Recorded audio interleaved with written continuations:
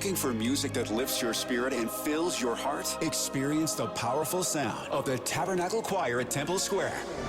Now streaming on all your favorite music platforms. Find the Tabernacle Choir on Spotify, Apple Music, YouTube, Amazon Music, and Pandora. Let the music of the Tabernacle Choir at Temple Square inspire you today and every day. Whether you're at home, in the car, or on the go, enjoy the beauty of their world-renowned sound anytime. The Tabernacle Choir at Temple Square, streaming now. DJ and PK, it's 97.5, the KSL Sports Zone. Texas Tech, the Big 12. They're facing off, PK. What will the Big 12 do? So there's a series of 3 meetings here. The ADs got together. They had a call, had their meeting on the phone to kind of set the stage. The executive board will meet with the commissioner and review options. And then the third stage, presidents and chancellors expected to meet early next week. And at that point, action. What will they do? Action. We want action. You are expecting, hoping for, encouraging them to suspend Sorsby. Well, I don't think they have any choice.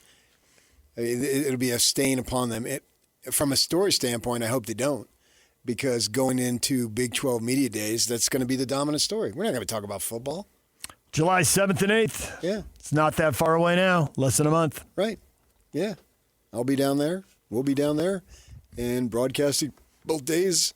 I've been to all these Mountain West Media Days, Pac-12 Media Days, Big 12 Media Days, and you want to talk about football, but you can't ignore the most obvious, overwhelming story, and that's this one here.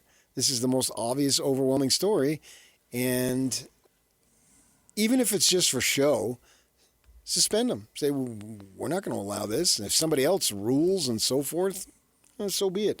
I don't think you need to fight your last dollar to prevent them, because I don't really think it makes a difference whether he plays or not in terms of the team. It's just that the message that is being sent, that gambling is now allowed and prop bets and what have you. And, it's not, you look at it, there's just 1 or 2 examples of this, and it's not a big deal. We hear this in other avenues in sports. It's just one person.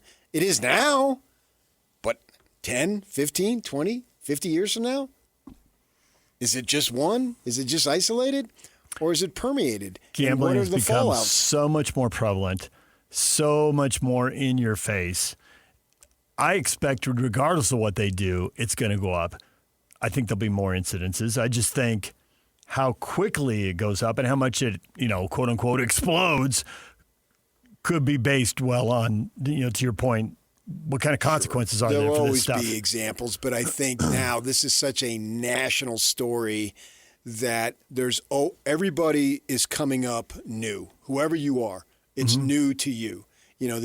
In public education, the teachers will tell you, I age every year, but the student doesn't. Right.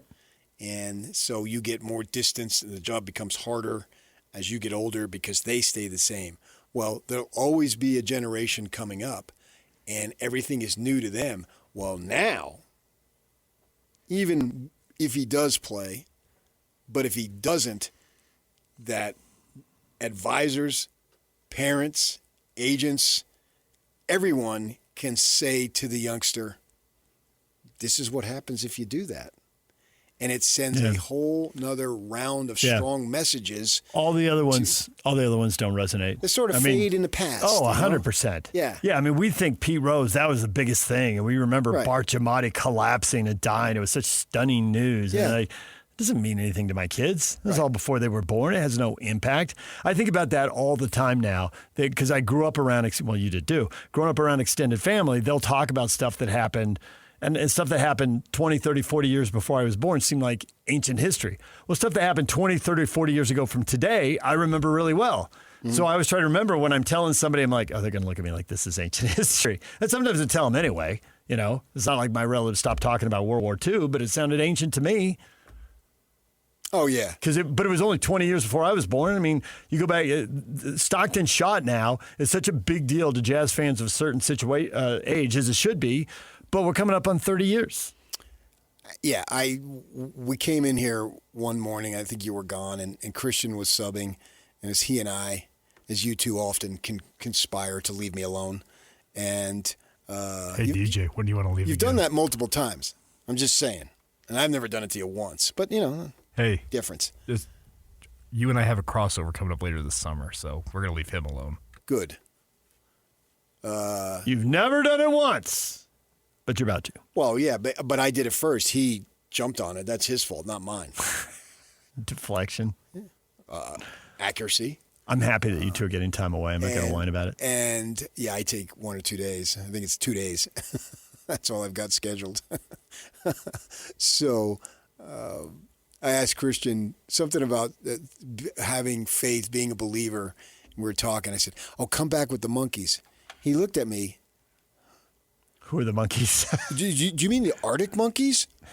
He had no clue. I mean, and that was I know. the song that Smash Mouth made popular in the movie Shrek. But the monkeys, no idea. And so you need stuff like this, and here's a great opportunity to further solidify. Do not do this. Had a kid. It'd work. But you can find these stories every decade. These stories constantly refresh. But they weren't. I mean, there was a time they weren't even advertising in stadiums. I can remember the first time I saw. Shocking, Dave. Exactly. The Sequan Casino sign up at a Padre game. The like, Sequan what? Casino? Oh, yeah. And what you're telling him is that these are rules that are meant for someone else, but not for me. Thy. Thy. Right off the Monkeys lyrics. Yeah. I thought love was just a fairy tale. I thought gambling as an active player was just a fairy tale, meant for someone else, but not for me. Now, the Big 12, your mark, I want him to make me a believer of all that is good, all that is right. And gambling isn't on sports. As a player, it just isn't. Or if you're a GM, we couldn't, when we were employed by the Millers, we could not bet on NBA games. True story. We were told that. Now, that had zero effect on my life because I never do it anyway. That worked out pretty well for us. Yeah. That was a temptation that, for me, actually wasn't a temptation. Right. I could sit at a sports book, as I have, extended periods, and not do a thing. My mother couldn't believe that I'd get a week in Vegas on the company every year in conference tournament and not bet a penny. She disowned me practically. You are not of my blood. What is wrong with you? But I would go to the sports book and just watch the games. And I'm not tempted to bet. Now, you're inviting this in. Where does it go? Don't minimize it because the possibilities are endless. It's going to go to more point shaving, and it's going to go to more prop bets, and it's going to go to more fixing. It's going to happen. But the consequences, you'd like to think, are holding some people back. So if there are no consequences, more people will go. It's still going to happen. There's always been point fixing or point shaving. There's been match fixing. That will continue. But is it going to continue? Is it going to be isolated and there are going to be consequences when people do it? Or is it going to be open season? Because if it's open season, you can see it really accelerate. Yeah, what we're telling Sorsby as an individual, it's okay what you did. No big deal. It's on your phone. It's advertised on games nonstop. I saw ads last night watching the Stanley Cup Final. And we'll see more ads tonight watching the NBA Finals. Right there. Right now, live in all 50 states. Yeah. Literally as we speak. So it's constantly going to be there. And I think that no one is going to give in to that temptation. But we love the drama of games and the fact we don't know what's going to happen. We don't want them to be scripted. We don't want them to be fixed. I'm not as worried about that as how much it can destroy lives of young people. Don't they have enough attacking them? Yes. And now you're going to have athletes with big money. I didn't see the story, but my wife's told me about it. She saw a story that athletes who are playing, the threats they get because you blew it. Of the and they blow it no matter what. Yeah. Like because people are betting like you're going to score over 6.5 points. They're screaming at them during games. So role players who are scoring 7 points are getting screamed at from the crowd and are seeing social media stuff. That's been out there. Right. Yeah. And absolutely. It's pretty routine. So all across sports, you've got college and young pro athletes dealing with this. More I mean, you'd like to temptation. think the older pro athlete can deal with it, but it still might be hard in your early 30s. But good luck doing it at 18, 20, 22. These kids are coming up with big money now. Love, who was taken by the Cardinals at running back, he said, Jeremiah Love, Notre Dame star running back. I don't Right. intend to spend my money. He said, I'm already good. I'm well off. Yeah. I'm taking whatever money I make in my rookie contract, because he knows, who knows if you're going to get another, you can get an injury, one play, you can be gone. The point is, He's I'm going to take investing all in it. that money, put it over here, because I can live, quote, I'm well off. Josh Furlong, you go look it up at KSL.com right now. Devin Dampier is a Phoenix kid. He takes the receivers for Utah, flies them down to the Valley. He pays for it so they could work down there. Yeah. And he has his football coach, and they bring in a receivers coach. I doubt the receivers coach is doing it for free. Right? But that's the kind of money they're getting. Exactly. And Quarterbacks- fine. Great. Devin Dampier's getting that kind of cash. Way to go, Devin. Quarterbacks, NIL money Yeah. now, there's going to be 2 commas in that number. Yeah. That's if you're a starting quarterback in a power program. And Devin Dampier, hopefully he has a strong enough personality. He's not tempted by that. Great. But Sorsby was. And I'm not cracking on Sorsby at all. No way. He got involved in it. And from my experiences, you get in over your head and it becomes an addiction and you're going to win it back, blah, blah, blah, blah, blah. We all know the story. Whether we're addicted to gambling or not, or whether we've had any experience with gambling, we all know the stories. And I don't want to see young people face a further temptation that could sidetrack them. The college now, it's supposed to be about learning and getting the degree and setting yourself up for life. What is that, in the 1800s? That seems so far-fetched now. It's about how much money you can make, and now we want something else that could derail them? It just bothers me. So what is the Big 12 going to do? I think they have no choice but to have some form of suspension. Is there any other penalty they could put out there? The suspension, which I think they will put out there, I also think it'll get challenged in court, and it might land differently because it's a conference. It's not the NCAA, the whole antitrust thing. We should probably get a lawyer on to get really good advice on that. Neither one of us. I mean, you were pre-med, not pre-law on Friday nights at ASU. So there is a bylaw in the Big 12's charter, I guess you can call it that says this: they can allow the conference autonomy for discipline such as, quote, prohibitions on appearances in postseason events or televised events, restrictions on revenue distributions, and limitations on recruiting or scholarships. So can they unquote. ban him from the playoff if That- Sorsby plays? Apparently under that bylaw, they could make some type of move in that regard. That's not good enough. That's hitting Texas Tech where they live. That's the only thing they want. They want to go to the playoff and win. Yeah, but you have to earn that. They do. Taking it away before the season starts would be a blow, though. I I'm don't gonna think that's nothing. ban you forever working from ESPN for ESPN. You don't know you're gonna. Are you talented enough? Absolutely. I've seen you a million times over. You're just as good as any of those other guys. But where you are in your stage of life, is it going to happen? No. Doesn't look like it, no. Right.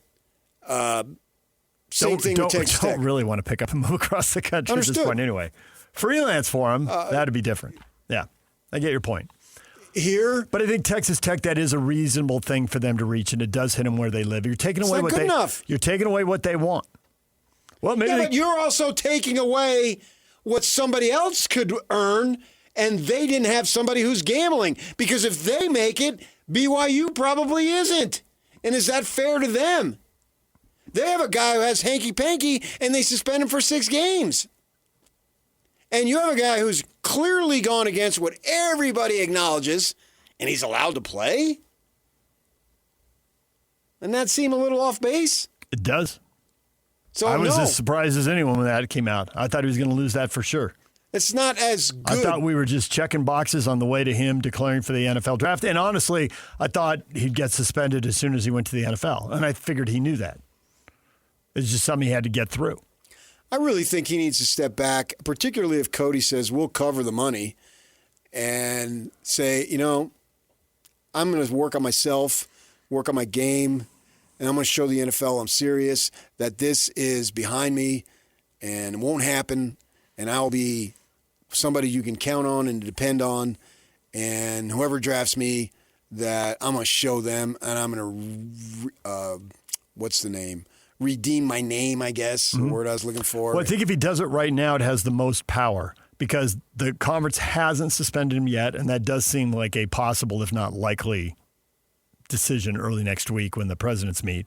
But if he does it right now while he's got, quote unquote, the upper hand and just say, I'm not going to play, I'm going to declare for the draft, I'm going to work on me, I'm going to be prepared for the NFL, put this behind me, all the things you said, win the PR battle, it makes, our teams more likely to draft him then. Are there more teams? Does he go sooner? He says, I expect I'll face a suspension when I get to the NFL. I'm willing to deal with that lost year.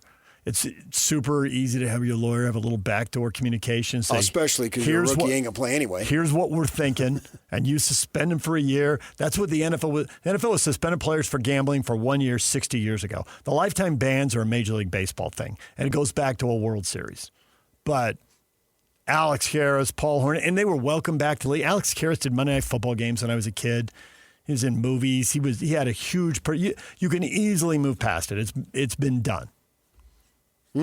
So backdoor communication is lawyer to the league. Hey, if we do this, will you do that? It can all be negotiated. It doesn't have to be a surprise. That's the smartest thing for image-wise. Get way in front of it. Help with the image. He does a mature thing. And I do think there are a lot of people looking for a way out. This is kind of it's very surprising that he won.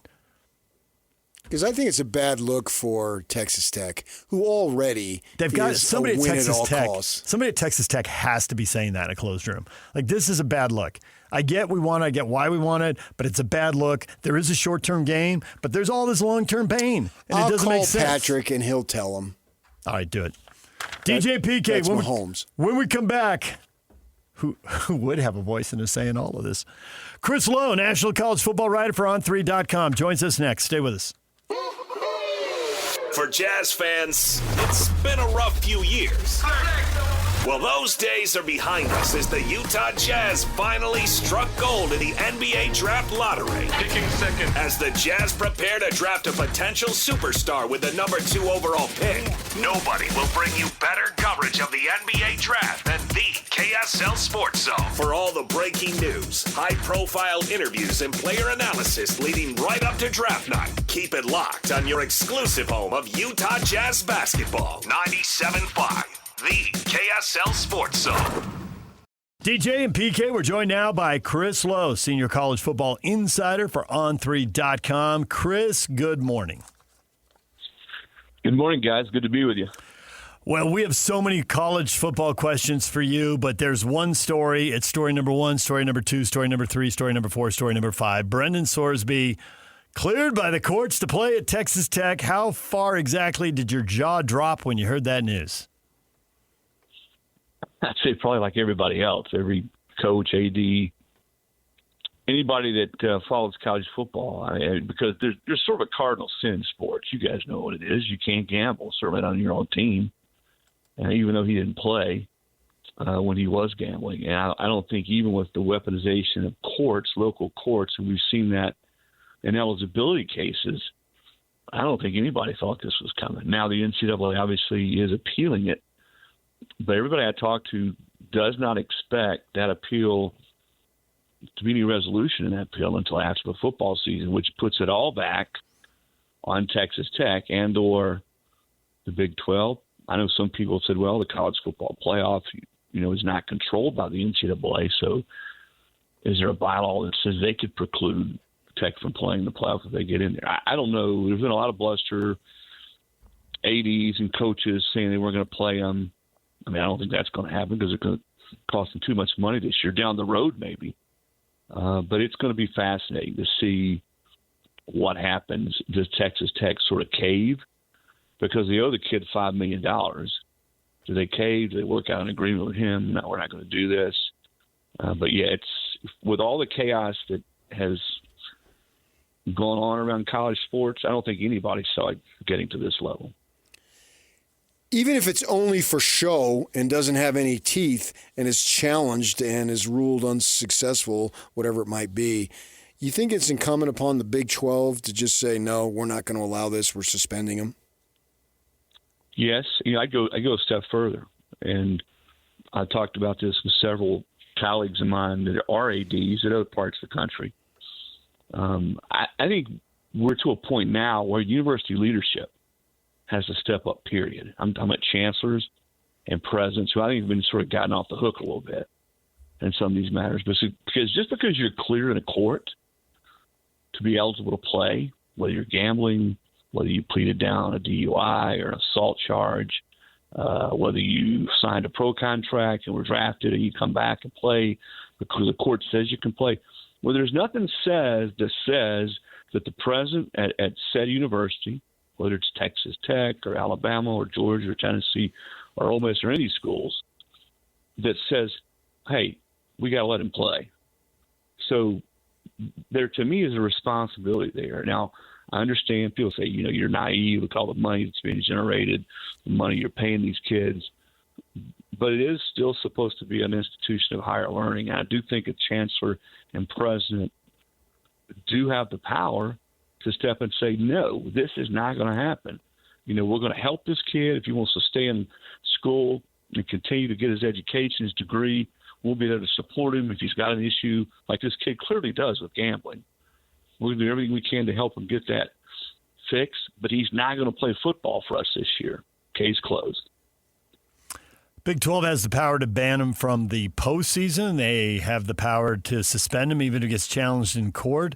Do you think that the other presidents and ADs, when they meet early next week, are going to pull all those levers? I mean, they got multiple levers here to pull them all. Texas Tech wants to go to the playoff really, really badly. If you can ban them from postseason play, which apparently in their bylaws they can, why wouldn't they? Well, I would think that's certainly going to be the push among all Texas Tech's peers in the Big 12. And it should be. If I'm Kansas State or Iowa State, any of those schools in that league, Arizona, Utah, absolutely, that's what I'm pushing for. And I think I think the wheel is already turning, and we'll see where, the leadership of the Big 12 is with that. There's going to be a lot of pressure. Even if the university leadership at Texas Tech doesn't take those steps, then yeah, I agree. I think it's incumbent upon the Big 12 to do that. And I'm not naive. I understand you got boosters, $1 million, billion-dollar boosters at all these schools. In the case of Texas Tech, there's one in particular, who's doled out piles of cash, and sometimes it gets to be a little bit of the tail wagging the dog, and you don't want to alienate those types of money people. And there's a little bit of a balancing act there. But, yes, I still think there's going to be accountability across the board at the top of both the conference level and the university level. Why do you think Texas Tech is pushing so hard? Because if they are, maybe they'll change their mind. But obviously they're supporting him and all that, and nothing has been said as far as them not allowing the kid to play yet. Maybe it'll come to that, because I think it's a bad look. And I hate to bring this up, but I will, because it shouldn't matter whether you're the best player or the worst player. The gambling is still the issue. But the fact is, this kid is not all world, so I don't understand why they're willing to die on this hill if that is, in fact, what they end up doing. Yeah, and to your point, what if this was a second-team offensive guard? Yeah. You think they'd be fighting this hard after if everything else was the same?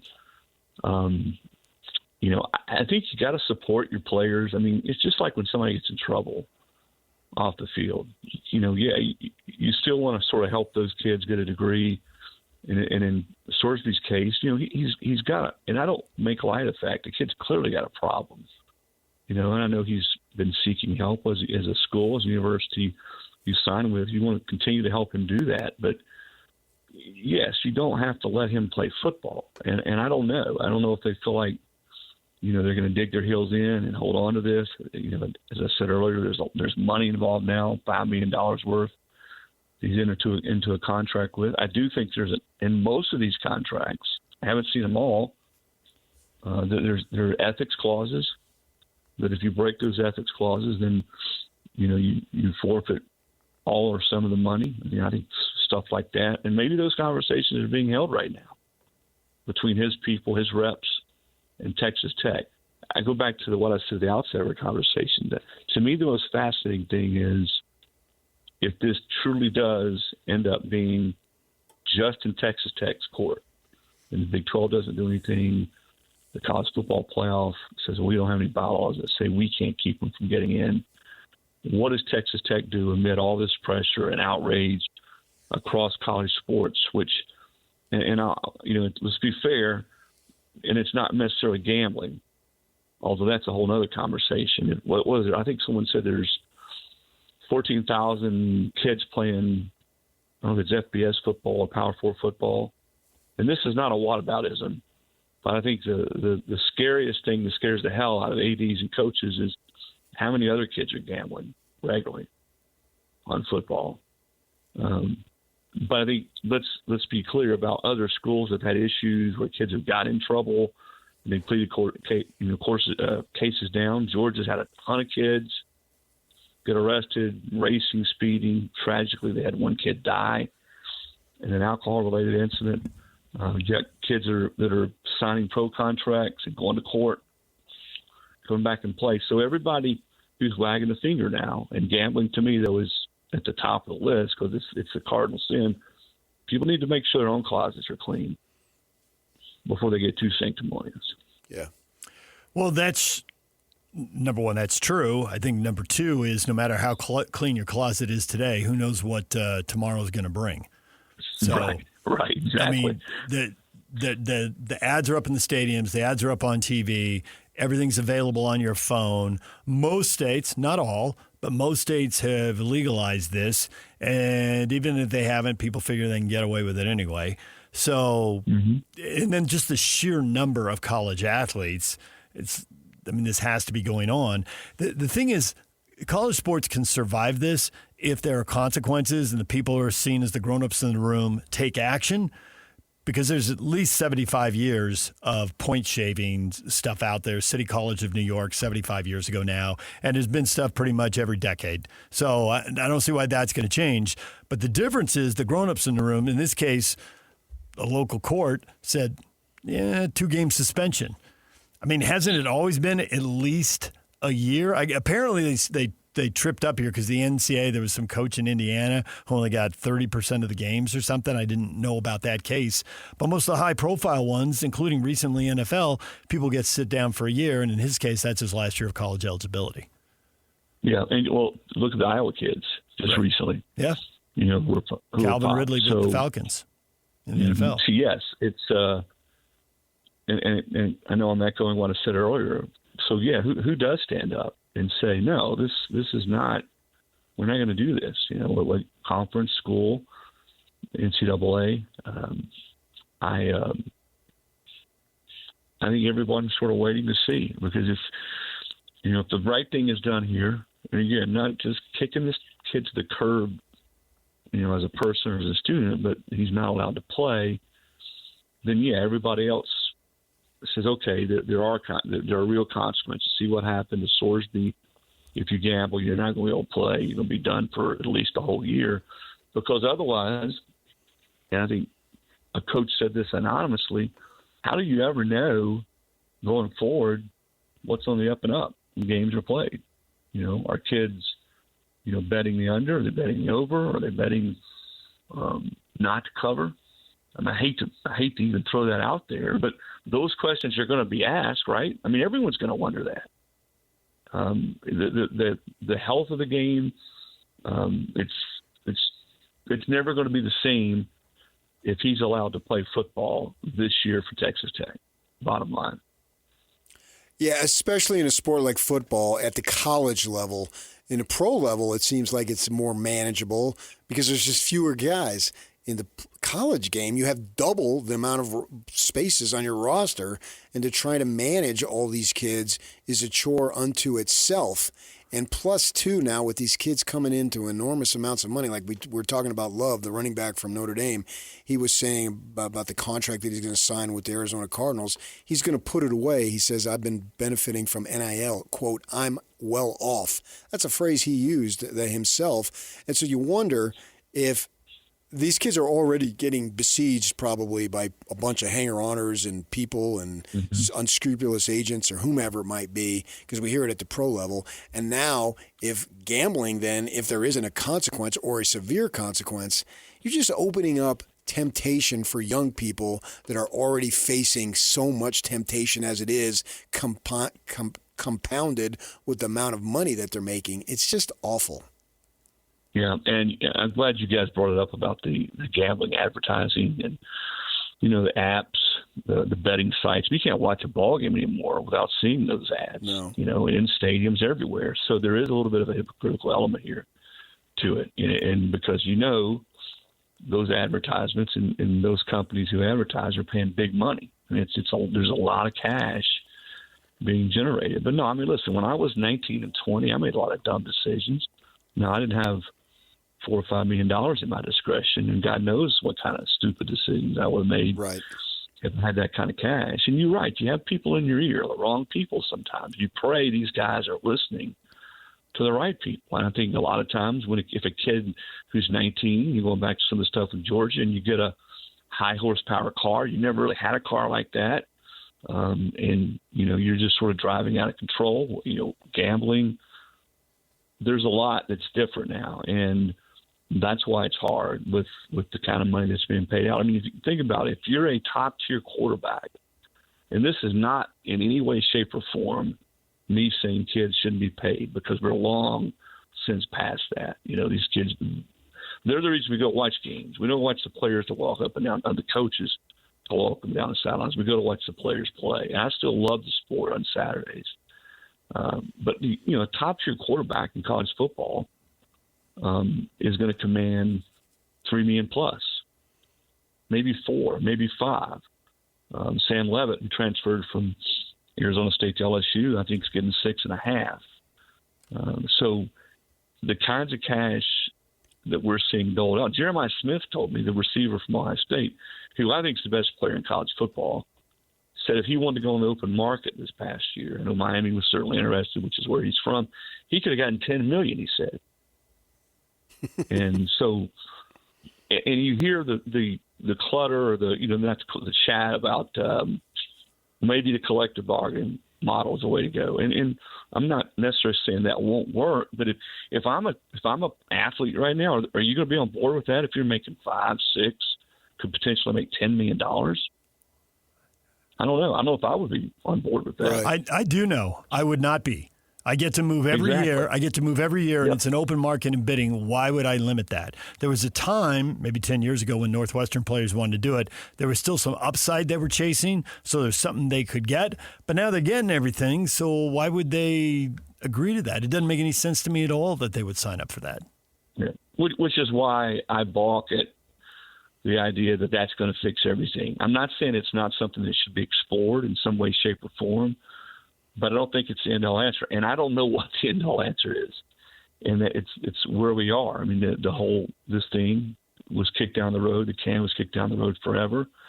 And now it really is total chaos, anarchy, as I think one president called it anarchy. And it's, Congress is involved. You got the Safe Sports, College Sports Act, but to me, anything that stunts a player's ability to move or his ability to make more money or cap what his income is going to be legally challenged. That's going to be challenged in court, and it's going to continue to happen. So, outside of a total antitrust exemption, I don't know if that's ever going to happen that the NCAA gets. I think we're seeing we have been seeing the beginning, the end to the NCAA and what type of organization or what it looks like.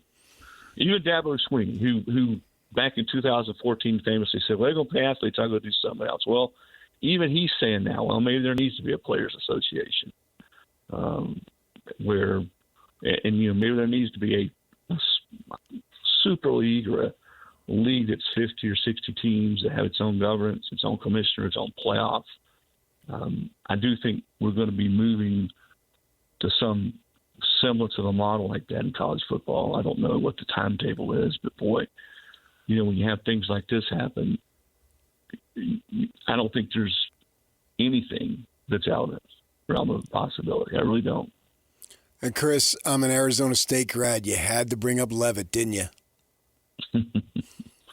Yeah, and that's one of those things where you had the Liz Frank injury last year. He's had 2 surgeries, and he's making all that money. And I know Lane said he's running now, but we'll see where he is health-wise when the season starts. So even a kid like that who's had some issues injury-wise, Miami was willing to pay him, Tennessee was willing to pay him, sure. LSU finally got him, and he's making a ton of cash. So yeah, the movement. I think the thing if you look at that Save College Sports bill, the thing to me, the 2 things that make the most sense, and I don't know if they'll ever hold up, are the 5 to play 5. Because guys, I don't know about you, but I really don't want to watch 25 and 26-year-olds play college sports. I just don't, especially a kid who's played a couple of years of pro ball in Europe or whatever. The other thing is you said a minute ago, playing at 3 or 4 different schools. All right, I can make another $800,000, so I'm going to go here the next year and then there the next year, because the emotional attachment. And here's what I think. I know the viewership is still high and people are watching on Saturdays, but what's it going to be like 2, 3, 4 years now if this continues? Because the emotional attachment to college sports, having a team that you watch grow together for 2 or 3 years, like almost the soul of college sports, we're starting to lose that.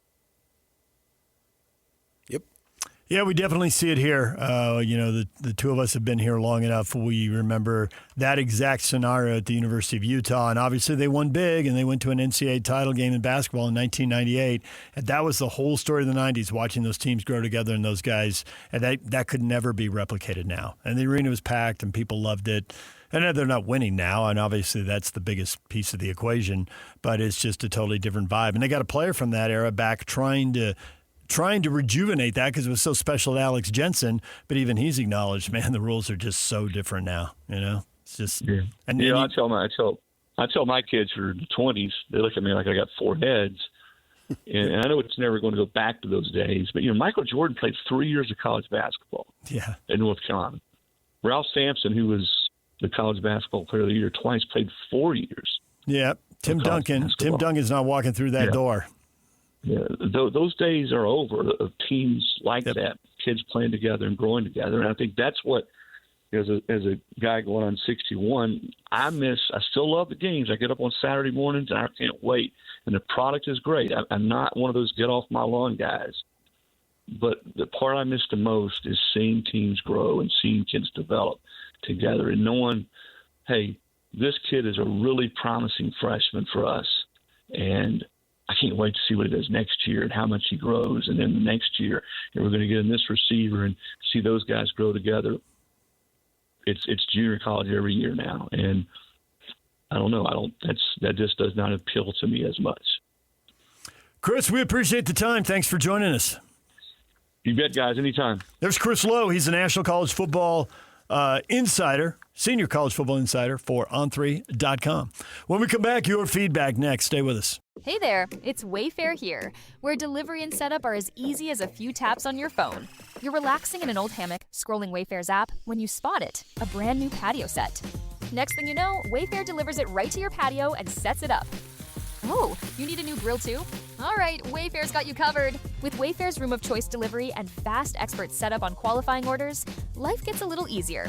Visit wayfair.com or the Wayfair app. Wayfair, every style, every home. Join Scotty G and the coach Tim Lacombe Friday from 10 to 2 at Tyndall Mazda, 10785 South Auto Mall Drive in South Jordan. Question of the morning. Bill Simmons thinks the Jazz are going to draft Cameron Boozer, citing Danny Ainge's preference for wing players. Are you buying Bill's take? Ryan, Danny will probably trade the pick for 6 second-rounders. Some people are so sour. On a list of things, 7. On a list of things, it's not going to happen. Dennis, I would imagine he's wrong, but I never pretend that I know what goes on in any general manager's mind, especially Ainge. Why don't you explain what Bill was getting to, his bigger point, aside from trying to be a prediction and put something on the wall and say, see, I knew. It's more analysis of Ainge's history and career. Yeah, well, those are 2 Boston guys, and we saw that, he signed Gordon Hayward, he drafted Jaylen Brown, he drafted Jason Tatum, and certainly the Brown and Tatum thing worked. And he drafted Tatum when he had already signed Hayward and had Brown. And he still went for that type of player. So a bigger player, a bigger wing guy. And some people may say Boozer isn't that prototypical, and I get that. He's not. But in today's game, neither is Markkanen from that perspective. But you have to have that type of game in order to play in today's NBA. The Walker Kesslers are very rare. Patrick says if they do that, I'll be a Jazz fan again. I think it'll be a good time to be a Jazz fan regardless of who they draft. The team's already good. Irregardless. And each of the top three, irregardless. And each of the top three players definitely brings something. I mean, none of them are perfect players. They've all got their flaws. And at this point, we're hearing a lot more about their flaws than we are all the good things they can do. Cameron Boozer is 18 years old. He turns 19 next year. He's not a finished product, but he's 6 years away from being able to rent a car. He's obviously pretty polished for an 18-year-old. The guy knows the game. He's out the bloodlines, obviously, and I'm sure his father obviously has been involved. You see him at the games, and so whatever he lacks in, I'll just jump over you. There's ways to beat you. It's not simply who is the most athletic, who are the most athletic players. They don't always aren't the best players. There's guys that figure out ways to do it. I mean, the Knicks, outside of Anunoby, I don't really think they have that athleticism. They don't. They have a lot of. Not they have really. They have a lot. Isn't. They have a lot of second-round picks on the roster. I just saw a list of how they were acquired. They are skilled. Well, they were all through trades. The starting group, and so that's the way. Bring them in the system. I'm comfortable if it comes to that. Those guys think that hey, Boozer is the way to go. I'm fine. And if it doesn't work, I'll second guess it. But I think it will work. I really don't see how they can lose on this one. Callan says, sweet. More players that can't defend. Boozer's not a wing. He's a stretch forward. This is stupid. Callan, so down. If you're a stretch forward, doesn't that make you a wing? Pretty much these days, yes. The way because guys by move the on word the court. stretch, we are including threes. Mm-hmm. You're going to the corner to shoot threes. I say don't sleep on Boozer, man. I don't know what's going to happen, obviously, but if it happens, don't sleep on him, man. Tom says, I'm just glad I'm not the one making the pick. It's going to be interesting. It seems like everyone has an opinion. And Mark says, either way, I'm happy. Well, let's it's win. Sports. Of course we should have an opinion. And, yeah, let's win. I think they are going to win. Good times are ahead. DJ PK, we're out of time. After the break, it's Scotty G and the coach, Tim Lacombe, right here on The Zone. Summer is all about freedom, fun, and growing up. And between the ages of 9 and 13, kids are starting to form their views about alcohol. With more independence, their still developing brains need more guidance and support than ever. That's why summer is the perfect time to stay connected and plan fun, safe family activities together.